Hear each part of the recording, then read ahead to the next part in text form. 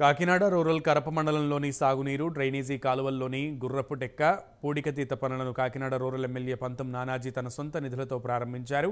5 ఏళ్లుగా కాలువల్లోని గుర్రపు డెక్క చెత్త పూడికతీత పనులు చేపట్టకపోవడంతో నీరు సక్రమంగా పారే పరిస్థితి లేదని పలు గ్రామాల రైతులు జన సైనికులు ఎమ్మెల్యే పంతం నానాజీ దృష్టికి తీసుకెళ్లారు. ఎమ్మెల్యే వెంటనే స్పందించి అధికారులతో మాట్లాడగా నిధులు లేవని తాము చేసేదేమీ లేదని చేతులెత్తేశారు. దీంతో తన కుమారుడు పంతం సందీప్ను పురమాయించి సొంత నిధులతో పనులు మొదలుపెట్టారు.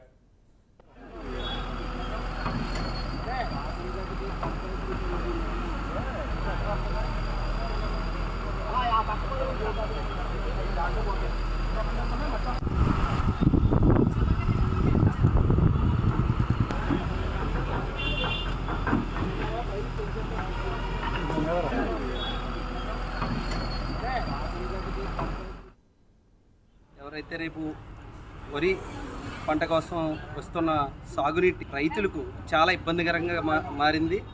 ఈ సమస్యపై రైతులు మా స్థానిక కాకినాడ రూరల్ ఎమ్మెల్యే గారు దృష్టికి వెళ్ళండి పంతం నానాజీ గారి దృష్టిలో ఈ సమస్యపై వెంటనే స్పందించి సొంత నిధులతో రైతులకు ఇబ్బంది కలిగించకుండా వెంటనే ఆయన మిషన్ పంపించి ఈ పూడికతీతలు అయితే తీయడం జరుగుతుంది. దీనిపై రైతులందరూ కూడా అసహనాలు వ్యక్తం చేస్తూ ఉన్నారు.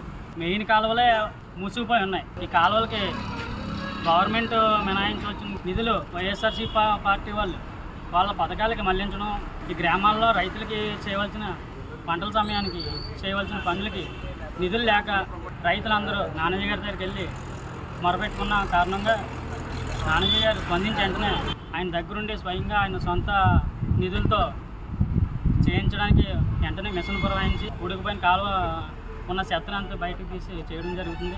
నానాజీ గారు నగ్గాక రైతులకి అనేక రకాల మేలు చేస్తున్నారు. స్టార్టింగ్ ఇంకా ప్రమాణ స్వీకారం చేయకుండానే రైతుల యొక్క కష్టాలు తెలుసుకున్న నానాజీ గారికి మేమందరూ కూడా మా రైతుల తరపున అందరి తరపున మేమందరూ కూడా రుణపడి ఉంటామని చెప్పి ఈ సందర్భంగా ప్రజలకు ఏ కష్టం వచ్చినా ఏ సమస్య వచ్చినా సరే మాకు తెలియజేస్తే మీ నానాజీ గారి దృష్టిలో పెట్టి ఆ సమస్యని వెంటనే పరిష్కరిస్తామని చెప్పి మీ అందరికీ ధన్యవాదాలు తెలియజేసుకుంటూ సెలవు తీసుకుంటాం. పెనుగుదురు గ్రామం